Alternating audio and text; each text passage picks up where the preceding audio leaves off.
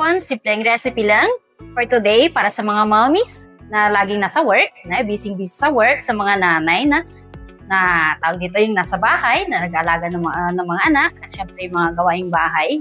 Pwede to sa inyo kasi simpleng-simple lang at syempre madali lang siyang gawin. Kaya ano pang natin? Luto na tayo. Yan. Dito sa kawali natin, syempre mainit na yung kawali natin. Maglagay tayo ng mantika.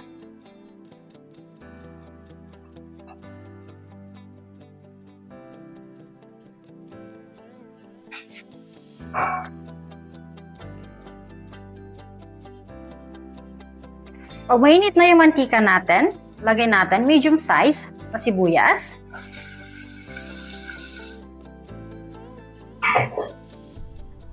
Gisa lang natin yung sibuyas.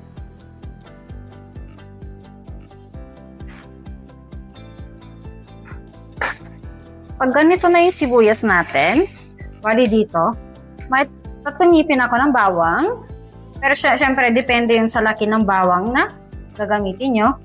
Pero yung 3 o kaya 4 ng ngipin ng bawang. Gisa lang siya ulit. At sunod naman natin yung meat cubes. So, lagyan natin siya. At syempre, para masigurado nating ma-dissolve yung meat cubes natin, syempre. Yan.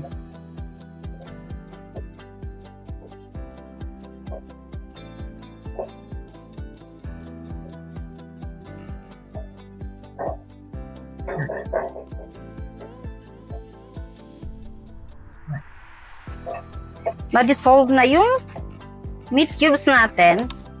Dito may 500 grams na giniling na karne. Baling gamit ko dito is yung giniling na baka. At syempre, pwede nyo gumamit ng giniling na baboy. At syempre, kung malaki yung pamilya, syempre, pwede nyo doblehin yung kilo ng karne natin. Pwedeng gumamit ka ng 1 kilo, pwede rin. At syempre, doblehin nyo lahat yung mga ingredients na ilalagay natin. Yan. Gisa lang yung karne.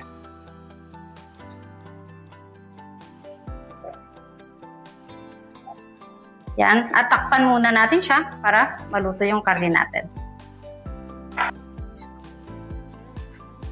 Yan. At ngayon naman, 50 ml na toyo. Lagyan natin dyan dito. Haluin lang din. At syempre, habang hinaantay natin yung maluto yung karne natin, huwag nating kakalimutan na haluin paminsan-minsan para lang hindi siya masunog. Yan. Haluin lang siya hanggang mag-combine yung toyo na nilagay natin.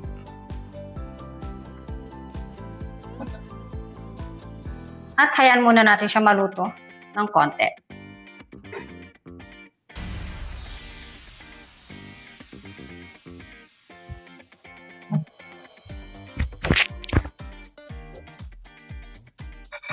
Yan. Ang gagawin naman natin ngayon is maglalagay tayo ng konting asin lang. Kasi nga, naglagay tayo ng meat cubes at yung toyo. Konting mga ganito lang siya. At syempre, depende yun sa panlasa nyo. At konting, dito pamintang durog. Salt to taste lang yung ilalagay kasi lalo na pag may alta presyon kayo. Kasi bawal yung maalat. Kaya tikman nyo na lang mamaya. Tingnan nyo na lang kung kailangan pa ng asin. Yan, haluin lang natin siya. At dito, isang buong kamatis, bali tinanggal ko yung mga buto-buto niya. Lagyan natin siya. At bali ang gamit ko dito is kalahati lang, bell pepper. Yan. At haluin mo lang siya.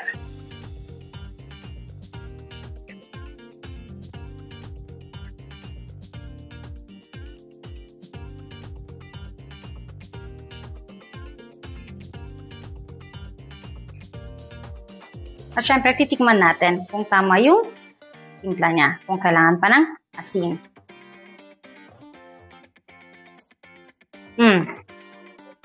Di na kailangan. Tama-tama yung pagkatimpla niya. Hindi siya maalat at syempre hindi din siya kulang sa asin. Bali, ang gagawin natin is tapan ulit natin hanggang sa maluto yung kamatis at yung bell pepper natin. Ito na. Luto na yung giniling na karne natin. Yan. Pag ganito na siya, okay na yan. At dito, may spring onion ako at parsley. Kung walang parsley, may spring onion lang, okay lang yon, walang problema. Lagay natin siya dito. At haluin mo lang siya.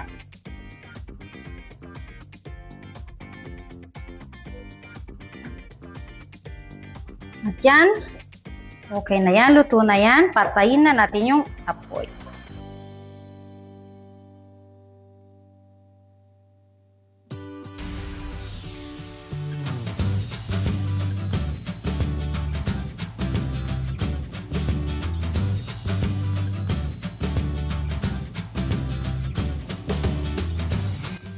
Ito na yung kinalabasan ng giniling na karne natin. At syempre, hindi naman pwede na hindi natin titikman. At syempre, kumuha na rin ako ng kanin.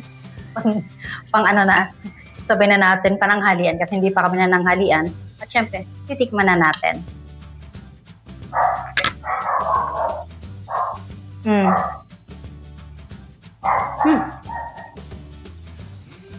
Sarap.